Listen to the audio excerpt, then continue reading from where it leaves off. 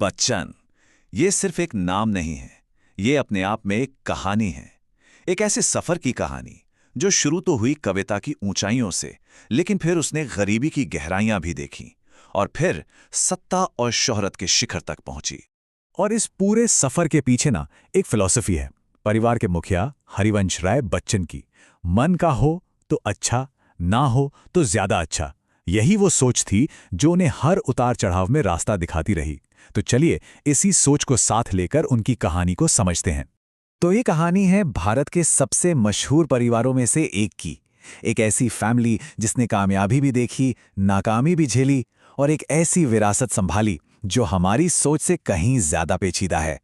ये कोई आम सेलिब्रिटी स्टोरी नहीं है, इसकी जड़ें बहुत गहरी हैं। तो कहानी को समझने के लिए बिल्कुल शुरुआत से शुरू करते हैं।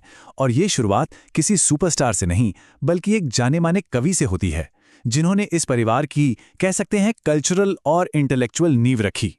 अब एक मजेदार बात, बच्चन इनका असली सरनेम है ही नहीं। ये परिवार असल में श्रीवास्तव था।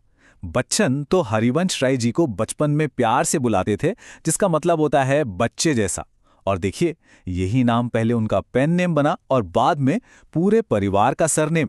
अगर इस टाइमलाइन को देखें तो एक ऐसी जिंदगी नजर आती है जो पूरी तरह से लिटरेचर और पब्लिक सर्विस के लिए थी।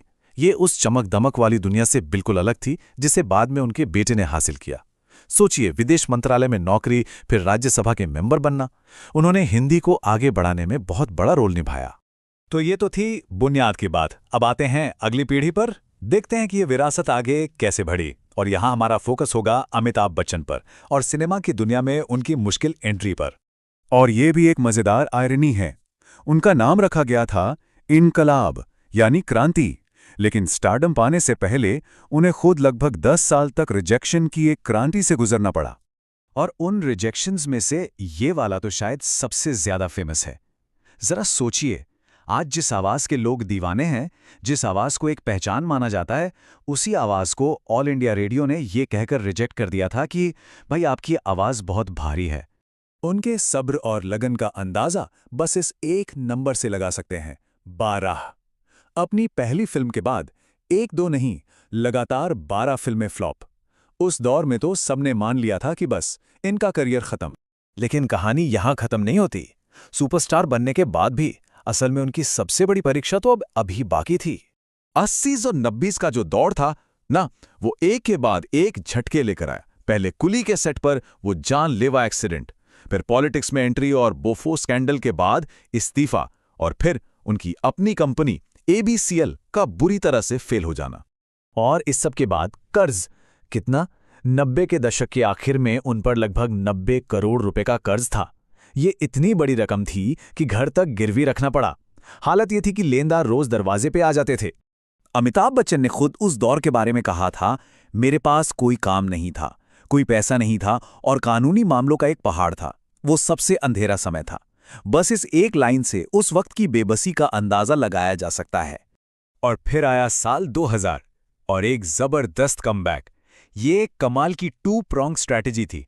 एक तरफ फिल्म मोहब्बतें आईं, जिसने उन्हें एक नए अंदाज में नई पीढ़ी से मिलवाया, और दूसरी तरफ कौन बनेगा करोड़पति। इस एक शो ने उन्हें सिनेमा के पर्दे से निकालकर सीधे लोगों के घरों में, उनके दिलों में पहुंचा दिया। तो जब उनका करियर और फाइनेंस वापस पटरी पर आ गए, कहानी का दायरा एक बार फिर से बढ़ा और इसमें परिवार के दूसरे सदस्य भी शामिल हुए। अब देखिए अगली पीढ़ी को। सबने अपने अपने अलग रास्ते चुने। अमिताभ के बच्चे श्वेता और अभिषेक तो लाइमलाइट में रहे, लेकिन वहीं उनके छोटे भाई अजिताभ, जो एक बिजनेसमैन हैं, वो और उनका पूरा परिवार जानबूझकर हमेशा इस चमक धमक से दूर रहा। उनके बच्चों ने भी फिल्म इंडस्ट्री से अलग अपना करियर बनाया। लेकिन इस परिवार की पूरी विरासत को समझने के लिए हमें मुंबई की इस शोहरत से बाहर निकलना होगा, वापस परिवार की जड़ों की तरफ देखना होगा। और यहीं पर एक चौंकाने वाली और शायद एक कड़वी सच्चाई भी सामने आती है। इस टेबल को देखिए। एक तरफ है मुंबई में अमिताभ की ब्रांच, ग्लोबल सुपरस्टार, बेहिसाब दौलत और शोहरत, और दूसरी तरफ इलाहाबाद में उनके पुश्तैनी घर में रहने वाली अनूप की ब्रांच, जो पेशे से एक इलेक्ट्रिशियन है और आर्थिक तंगी में जी रहे हैं। एक रिपोर्ट में ये बात सामने आई थी कि अनूप के परिवार के पास श्वेता बच्चन की शादी में आने के लिए मुंबई तक का सफर करने के लिए 4000 रुपये तक नहीं थे। ये एक छोटी सी बात है, लेकिन ये परिवार की इन दो शाखाओं के बीच की दूरी और शायद टूटे हुए रिश्ते को साफ दिखाती है। तो आखिर में ये एक बड़ा सवाल हमारे सामने खड़ा हो जाता है कि किसी परिवार की असली विरासत क्या होती है? क्या वो शोहरत है, पैसा है, या फिर कुछ और? बच्चन परिवार की ये कहानी हमें इसी सवाल पर सोचने के लिए छोड़ जाती है।